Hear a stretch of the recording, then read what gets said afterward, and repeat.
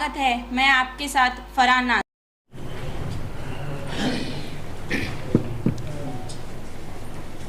ಎಲ್ಲರಿಗೂ ಶರಣಾರ್ಥಿಗಳು.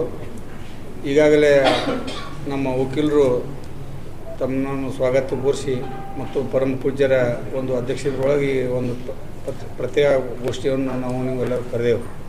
ಈ ಒಂದೇ ಒಂದು ವಿಷಯ ಏನಪ್ಪ ಅಂದ್ರೆ, ನಮ್ಮ ಸಮಾಜದ ಪಂಚಮಸಾಲಿ ಸಮಾಜ ಇಡೀ ನಮ್ಮ ರಾಜ್ಯದ ದೊಡ್ಡ ಪ್ರಮಾಣ ಸಮಾಜ ಇರೋದು ಐತಿ. ಇದಕ್ಕೆ ನಮ್ಮ ಸಮಾಜಕ್ಕೆ ಪ್ರತಿಯೊಂದು ರಂಗದೊಳಗೆ ಅನ್ಯಾಯ ಆಕೋತೆ ಬಂದೈತಿ. ಅದಕ್ಕೆ ಸಣ್ಣ ಸಣ್ಣ ಸಮಾಜಗಳು ಮಂತ್ರಿಗಳು ಹಾಕೋತ ಬಂದಾರ. ಸಣ್ಣ ಸಮಾಜವರು ಎಲ್ಲ ದೊಡ್ಡ ದೊಡ್ಡ ಉನ್ನತಿಗೆ ಬಂದಾರ.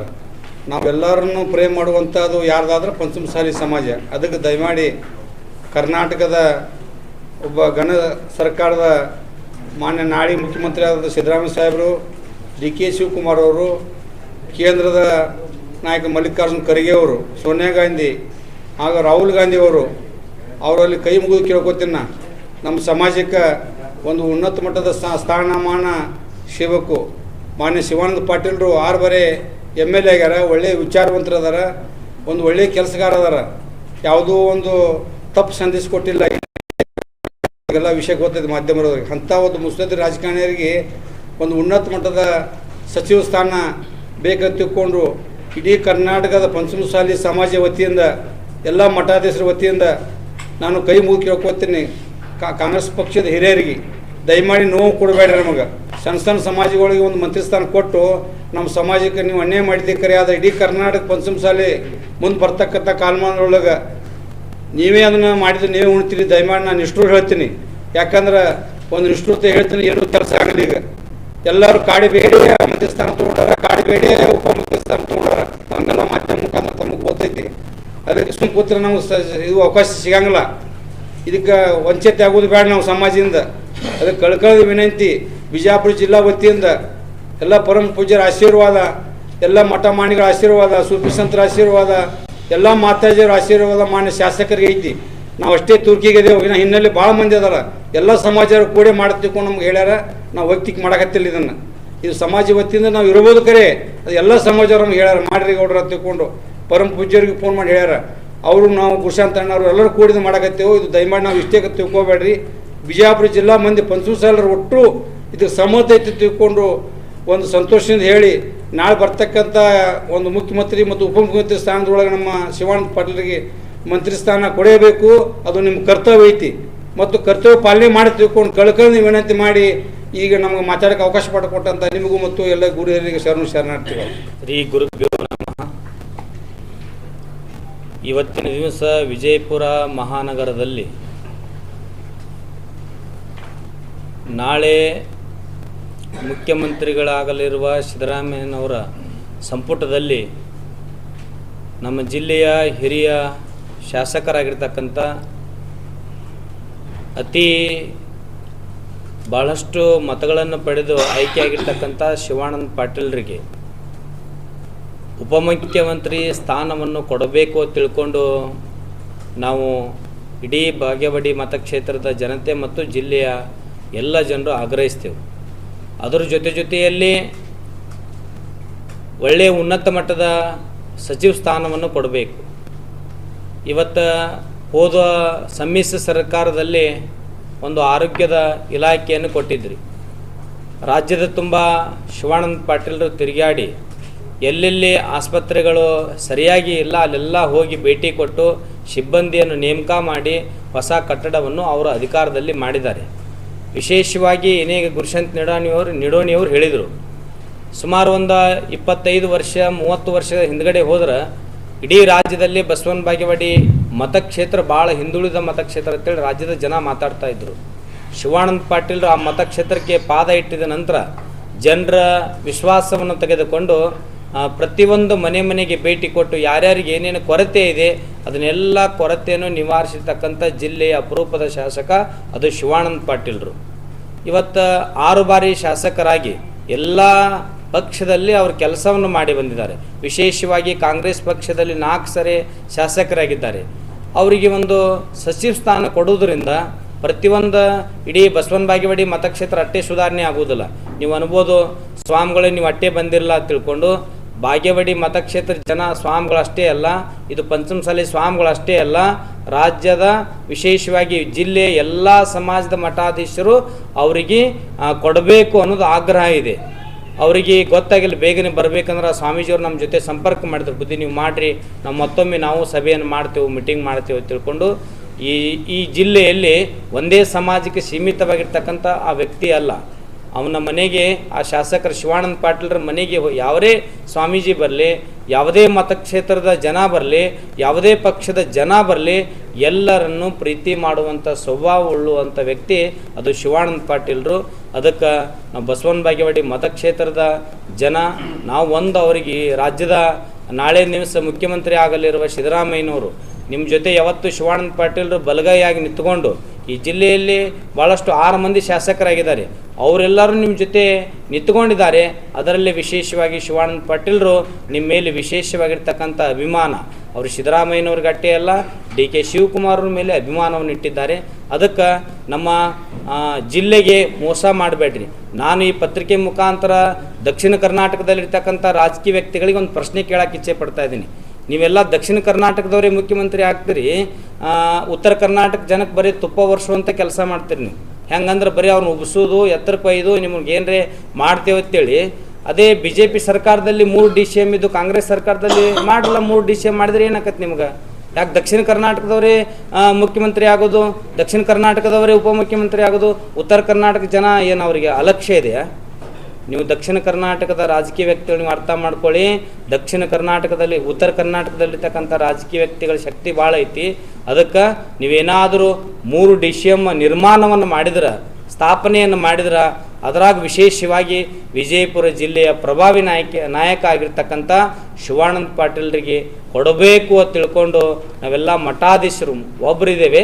ಭಾಳಷ್ಟು ಜಾತಿ ಭೇದ ಭಾವಿಲ್ಲದೆ ಎಲ್ಲ ಮಠಾಧೀಶರು ಆಗ್ರಹಿಸ್ತೇವೆ. ಅದಕ್ಕೆ ಉತ್ತರ ಕರ್ನಾಟಕ ಮಲ್ತಾಯಿ ಧೋರಣೆ ಮಾಡಬಾರ್ದು. ನೀರಾವರಿ ವಿಚಾರವನ್ನು ಇನ್ನೂ ಬಹಳಷ್ಟು ಜನ ನಮ್ಮ ಜಿಲ್ಲೆ ಹಿಂದುಳಿದಿದೆ. ಯಾವುದೇ ವ್ಯಕ್ತಿ ನೀರಾವರಿ ಸಚಿವರಾದವರು ನಮ್ಮ ವಿಶೇಷವಾಗಿ ನಮ್ಮ ಜಿಲ್ಲೆಗೆ ಹಿಂದಿನ ಸರ್ಕಾರದಲ್ಲಿ, ಸಮ್ಮಿಶ್ರ ಸರ್ಕಾರ, ಹಿಂದಿನ ಸ್ವತಂತ್ರ ಸರ್ಕಾರ ಇದ್ದಾಗ MB ಪಾಟೀಲ್ ನೀರಾವರಿ ಕೆಲಸವನ್ನು ಮಾಡಿದ್ದಾರೆ. ಅದೇ ಸಚಿವ ಸ್ಥಾನ ನಮ್ಮ ಶಿವಾನಂದ ಪಾಟೀಲ್ರಿಗೆ ನೀರಾವರಿ ಖಾತೆಯನ್ನು ಕೊಡ್ರಿ, ಅವ್ರು ಹೆಂಗೆ ನಿಭಾಯಿಸಿದ್ದಾರೆ ಅವ್ರ ಜೊತೆ ಇವರು ನಿಭಾಯಿಸ್ತಾರ ಅನ್ನೋದು ಇದು ನಮ್ಮ ಜಿಲ್ಲೆಯ ಮಠಾಧೀಶರ ಆಗ್ರಹ ಇದೆ. ಯಾಕಂದರೆ ಶಿವಾನಂದ ಪಾಟೀಲರು ನಮ್ಮ ಮಲ್ಲನಗೌಡರು ಹೇಳ್ದಂಗೆ ಯಾರಿಗೂ ಚುಚ್ಚಿ ಮಾತನಾಡುವಂಥ ವ್ಯಕ್ತಿ ಅಲ್ಲ, ಎಲ್ಲರನ್ನೂ ಪ್ರೀತಿಯಿಂದ ಕಾಣುವಂಥ ವ್ಯಕ್ತಿ. ಇವತ್ತು ಪ್ರತಿಯೊಬ್ಬ ನಮ್ಮ ತಾಲೂಕಿನ ಜನ ಹೋರಾಟ ಮಾಡ್ತಾ ಇದ್ದಾರೆ, ಇವತ್ತು ಪಾದಯಾತ್ರೆ ಮಾಡ್ತಾ ಇದ್ದಾರೆ, ದೀನ ನಮಸ್ಕಾರ ಹಾಕ್ತಾ ಇದ್ದಾರೆ. ಯಾಕೆ ಹಾಕ್ತಾರೆ ರೀ? ಎಲ್ಲ ದಕ್ಷಿಣ ಕರ್ನಾಟಕದಲ್ಲಿರ್ತಕ್ಕಂಥ ರಾಜಕೀಯ ವ್ಯಕ್ತಿಗಳಿಗೆ ಉತ್ತರ ಕರ್ನಾಟಕದಲ್ಲಿರ್ತಕ್ಕಂಥ ರಾಜಕೀಯ ವ್ಯಕ್ತಿಗಳಿಗೆ ನೋಡಿದ್ರೆ ಬಹಳಷ್ಟು ವ್ಯತ್ಯಾಸ ಐತಿ. ಉತ್ತರ ಕರ್ನಾಟಕದಲ್ಲಿರ್ತಕ್ಕಂಥ ರಾಜಕೀಯ ವ್ಯಕ್ತಿಗಳ ಮೇಲೆ ಇಲ್ಲಿರ್ತಕ್ಕಂಥ ಜನ ಬಹಳಷ್ಟು ಅಭಿಮಾನ ಅದಾರ. ಆದರೆ ದಕ್ಷಿಣ ಕರ್ನಾಟಕದಲ್ಲಿರ್ತಕ್ಕಂಥ ರಾಜಕೀಯ ವ್ಯಕ್ತಿಗಳ ಮೇಲೆ ಅಭಿಮಾನ ಇಲ್ಲ. ಯಾಕಂದ್ರೆ ನೀವು ಬೇರೆ ಬೇರೆ ರೀತಿಯಲ್ಲಿ ರಾಜಕೀಯ ಮಾಡ್ತಿರ್ತೀರಿ. ಅದಕ್ಕೆ ಶಿವಾನಂದ ಪಾಟೀಲರು ಒಳ್ಳೆ ಉನ್ನತ ಸ್ಥಾನಮಾನ ಸಿಗಬೇಕು ಅವರಿಗೆ. ಸಮ್ಮಿಶ್ರ ಸರ್ಕಾರದಲ್ಲಿ ನಮ್ಮ ಜಿಲ್ಲೆಗೆ 2 ಸ್ಥಾನವನ್ನು ಕೊಟ್ಟಿದ್ರಿ ನೀವು, ನಮ್ಮ MC ಮನಗೂಳಿ ಅವರಿಗೆ ಮತ್ತು ಶಿವಾನಂದ ಪಾಟೀಲರಿಗೆ.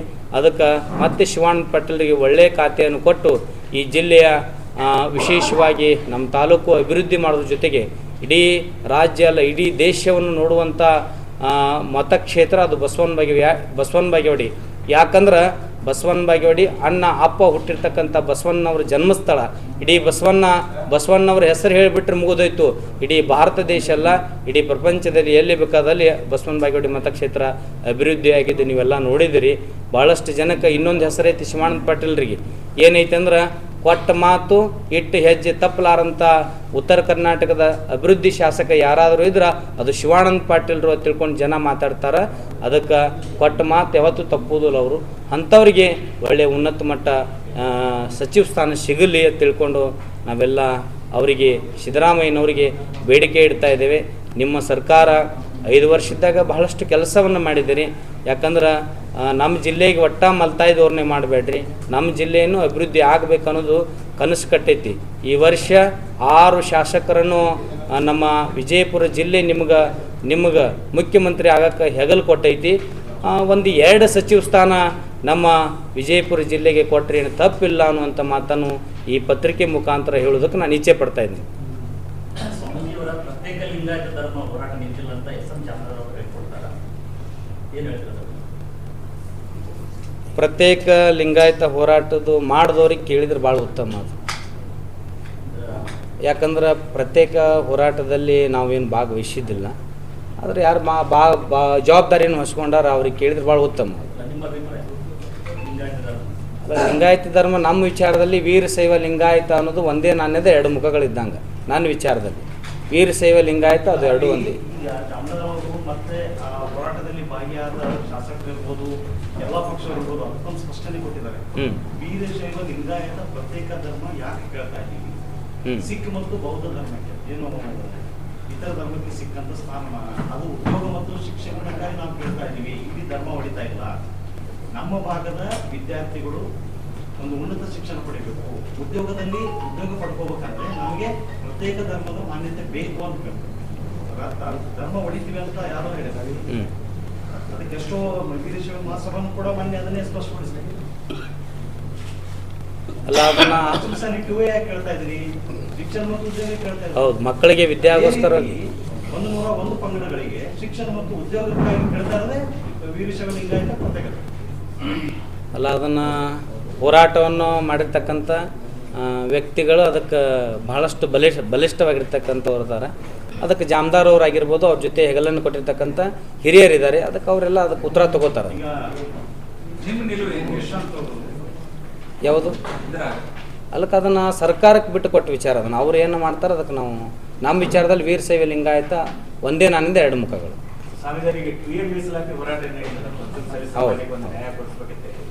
ಅದರಲ್ಲಿ ಶಿವಾನಂದ ಪಾಟೀಲ್ ಅವರು ಎಷ್ಟು ಸಾರಿ ಭಾಗವಹಿಸಿದ್ರು ಮತ್ತು ಎಷ್ಟು ಸಾರಿ ಬೆಂಬಲ ಕೊಟ್ಟರು, ಯಾವ ವೇದಿಕೆಯಲ್ಲಿ ಮಾತಾಡೋದು?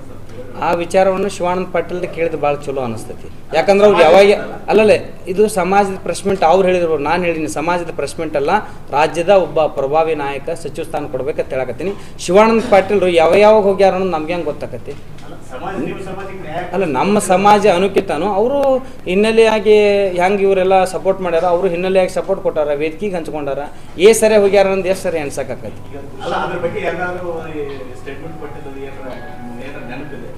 ಯಾರ್ಯಾರು ಅಲ್ಲ, ಅವ್ರು ಏನು ಹೇಳ್ತಾರೆ, ಶಿವಾನಂದ ಪಾಟೀಲ್ ಮಕ್ಕಳ ಸಲುವಾಗಿ ಹೋರಾಟ ಮಾಡ್ತಕ್ಕಂಥವ್ರಿಗೆ ನಮ್ಮದು ಸಪೋರ್ಟ್ ಐತಿ, ಸಮಾಜಕ್ಕೆ ಟುವೇ ಕೊಡ್ರಿ, ದೊಡ್ಡ ಸಮಾಜ ಐತಿ ತಿಳ್ಕೊಂಡು ಅವರು ಎಲ್ಲೆಲ್ಲಿ ಹೋಗಿದ್ದಾರೆ ಅಲ್ಲೆಲ್ಲ ಹೇಳಿಕೆ ಕೊಟ್ಟಾರೆ. ವಿಶೇಷವಾಗಿ ಅವರು ಬಹಳಷ್ಟು ವೇದಿಕೆ ಹಂಚ್ಕೊಂಡಿಲ್ಲ. ಹೋಗಿ ಸ್ವಾಮೀಜಿಯವ್ರಿಗೆ ಆಗಿರ್ಬೋದು ಸುಮಾರು ಬಾರಿ ಹರಿಹರಕ್ಕೆ ಬಂದಿದ್ದಾರೆ. ಅವರು ಆರೋಗ್ಯ ಸಚಿವರಾದಾಗಿ ಬಂದಿದ್ದಾರೆ. ಆಮ್ಯಾಗ ಮೊನ್ನೆ ನಡೆದ ಕಾರ್ಯಕ್ರಮದಲ್ಲಿ ಇಲ್ಲ ಏನಾಗಿದೆ ಇಲ್ಲ, ಒಂದು ನಿಮಿಷ, ನಮ್ಮಲ್ಲಿ 3 ಪೀಠಗಳು ಇರುವುದರಿಂದ ಕೆಲವೊಂದು ಶಾಸಕರು ಸಚಿವರು ಅಲ್ಲಿದ್ದಾರೆ, ಕೆಲವೊಂದು ಶಾಸಕರು ಸಚಿವರು ಇಲ್ಲಿದ್ದಾರೆ. ಶಿವಾನಂದ ಪಾಟೀಲರು ಸಾಕಷ್ಟು ಬಾರಿಯಾಗಿ ಹರಿಹರ ಪೀಠಕ್ಕೆ ಬಂದಿದ್ದಾರೆ. ಹರಿಹರ ಪೀಠದಲ್ಲಿ ಇಲ್ಲ ಇರ್ತದೆ, ಒಬ್ಬೊಬ್ರಿಗೆ ಏನೋ ಈಗ ಸ್ವಾಮಿಗಳು ಹೆಂಗ್ರಿ, ಕೆಲವೊಂದು ಜನ ಇರ್ತಾರಲ್ಲ, ಅವರು ಒಂದೊಂದು ಕಡೆ ಒಂದೊಂದು ಭಕ್ತಿ ಇರೋದಂತೂ ಸ್ವಾಭಾವಿಕವಾದಂಥ ವಿಷಯ. ಹೇಳ್ರಿ, ಪಂಚಮಸಾಲಿ ಸಮಾಜದ ಪರವಾಗಿ ಪಂಚಮಸಾಲಿ ಶಾಸಕರಿಗೆ ಸಚಿವ ಸ್ಥಾನ ಬೇಕಂತ ಒತ್ತಾಯ ಮಾಡ್ತೀವಿ. ನೀವು ಕೂಡ ಜಿಲ್ಲಾಧ್ಯಕ್ಷರಾಗಿ ಕೂಡ ನಿಮ್ಮದೇ ಸಮಾಜದ ಹೋರಾಟದಲ್ಲಿ ಭಾಗಿಯಾಗಿಲ್ಲ? ಆಗ್ಯವಲ್ಲ ಸರ್, ಇದೇವಲ್ಲ ಅದೇ ಇಲ್ಲಂತ ಅದನ್ನ ಇದು ಮಾಡಿಲ್ಲ. ಎಲ್ಲ ಕಡೆ ಬಂದ ಎಲ್ಲರಿಗೂ ಏನದಲ್ಲ ನಾವು ಇದು ಮಾಡೇವು. ಯಾರಿಗೆ ನಾವೇನಪ್ಪ ನಾವು ಇದು ನೋಡ್ರಿ, ಲಿಂಗಾಯತ ಹೋರಾಟದಲ್ಲಿ ಏನಿತ್ತಂದ್ರೆ ಸೆಂಟ್ರಲ್ OBCಯಲ್ಲಿ 28% ಎಲ್ಲ ಲಿಂಗಾಯತರಿಗೂ ಆಗಲೆನ್ನುವಂಥ ಹೋರಾಟ ಇರ್ತದು. ಅದಕ್ಕೆ ಕೆಲವೊಂದು ಜನ ಬೇರೆ ಬೇರೆ ರೂಪಗಳನ್ನು ಕೊಟ್ಟಿದ್ದಾರೆ. ಅದು ಆದ್ರೆ ಒಳ್ಳೆಯದು, ಕೆಟ್ಟದ್ದೇನು ನನ್ನ ಅಭಿಪ್ರಾಯ ಇದೇನು ಇದು ಇಲ್ಲ. ವಿಜಯಾನಂದ ಕಾಶಪ್ಪನವರು ಸ್ಪಷ್ಟ ಹೇಳಿದ್ರು, ನಮ್ಗೆ ಪೀಡಿತ ನಾವು 2A ಅದು ಬಿಟ್ಟು ಮುಸಲ್ಮಾನರ ಕೊಟ್ಟಿರುವಂತ 4% ತೆಗೆದು ಯಾರ್ದೋ ಇರುವಂತ ಕೊಟ್ಟು ನಮ್ಗೆ ಕೊಟ್ಟಿದ್ದಕ್ಕೆ ನಾವು ಒಪ್ಕೊಳಕ್ ಆಗಿಲ್ಲ, ಇದು ಬಸವ ತತ್ವದ ವಿರೋಧ ಆಗ್ತೈತಿ, ನಾವು ಒಪ್ಕೊಳ್ಳೋದಿಲ್ಲ ಅಂತ ಹೇಳಿದ್ರು. ಆದ್ರೆ ಅದೇ ಪಂಚಮಸಾಲಿ ಹೋರಾಟಕ್ಕೆ ಮುಂಚೂಣಿ ಆಗಿದ್ದ ಮೃತ್ಯುಂಜಯ ಸ್ವಾಮೀಜಿಗಳು ಅದಕ್ಕೆ ಏನು ಹೇಳಿಕೆ ಕೊಟ್ಟಿಲ್ಲ. ಅದು ಏನು ನಿಂದೆ ಇದರಲ್ಲಿ ಅಲ್ಲ, ಸ್ವಾಮೀಜಿಯವ್ರಿಗೆ ನೀವು ಕೇಳಬೇಕಾಗಿತ್ತಲ್ಲ. ಬಿಜಾಪುರಕ್ಕೆ ಬಹಳಷ್ಟು ಸಲ ಬಂದಿದ್ದಾರೆ. ಇನ್ನೂ ಅದಾದ್ಮೇಲೆ ಬಂದಿಲ್ಲ ಅವ್ರು. ಬಂದಿದ್ದಾರೆ ಬಹಳಷ್ಟು ಸಲ, 2-3 ಸಲ ಬಂದಿದ್ದಾರೆ. ಅಂದ್ರೆ ಅದು ಒಂಥರ ಅದು ಅನ್ಯಾಯ ಮಾಡಿದಾಗ ಆಯ್ತಲ್ಲ. ಒಬ್ಬರದ್ದು ರೊಟ್ಟಿ ಕಸ್ಕೊಂಡು ಬೇರೆ ಕೊಟ್ರೆ ಅದು ಏನು ನ್ಯಾಯ ಹಂಗಾಗ್ತೈತಿ? ನೀವು ಬಿಡಿದ 2A ನಿಮ್ಗೆ ಕೊಡೋದು ಬಿಟ್ಟು ಬೇರೆಯವ್ರ ತಗದು ನಿಮ್ಗೆ ಕೊಟ್ರು, ಮತ್ತೆ ಅವ್ರಿಗೆ ಅನ್ಯಾಯ ಆಯ್ತಲ್ಲ. ಬಸವ ತತ್ವ ವಿರೋಧ ಆಗ್ತೈತೆ. ಯಾರಿಗೆ ಅನ್ಯಾಯ ಅಂತೂ ಯಾರಿಗೆ ಆಗಬಾರ್ದು, ಎಲ್ಲರಿಗೂ ಸರಿಪಡಿಸುವಂಥ ಕಾರ್ಯ ಆಗಬೇಕು. ಕೆಲವೊಂದು ಆಗಿದಾವೆ, ಅಲ್ಲಿಂದ ಮ್ಯಾಗಿಂದ ಕೆಳಗೆ ಅದು ಯಾವ ಮಟ್ಟದಲ್ಲಿ ಅವ್ರು ಮಾಡಿದ್ದಾರೆ, ಯಾರು ತೆಗೆದು ಕೊಟ್ಟಿದ್ದಾರೆ ಅನ್ನುವಂಥದ್ದನ್ನು ನಮ್ಮ ಹಕ್ಕಿದೆ ಕೊಡಂತ ಕೇಳೋದು ಅಷ್ಟೇ ನಮ್ಮದು. ಆಗಿರ್ತವೆ ಏನು. ನಾವಂತೂ ನಮ್ಮದೇನದ ನಮ್ಮ ಮಕ್ಕಳ ವಿದ್ಯಾಭ್ಯಾಸ ಸಲುವಾಗಿ ಉದ್ಯೋಗ ಸಲುವಾಗಿ ಕೊಡಂತೇಳಿ ನಾವು ನಮ್ಮ ಅಭಿಪ್ರಾಯ ಇತ್ತು ಅಷ್ಟೇ. ಈಗ 2A ಮೀಸಲಾತಿ ಕುರಿತಾಗಿ ಬಿಜೆಪಿ ಸರ್ಕಾರ ಒಂದು ನಿಲುವನ್ನು ಇಲ್ಲಿಯ ಸಮಾಜ ಅಂದರೆ ಇಲ್ಲಿ ಬಿಜಾಪುರ ಜಿಲ್ಲೆಯಲ್ಲಿ ಅದರ ಕುರಿತ ಒಂದು ಪತ್ರಿಕಾಗೋಷ್ಠಿ ಕರೆದು ಸ್ಪಷ್ಟೀಕರಣ ನೀಡೋದಿಲ್ಲ.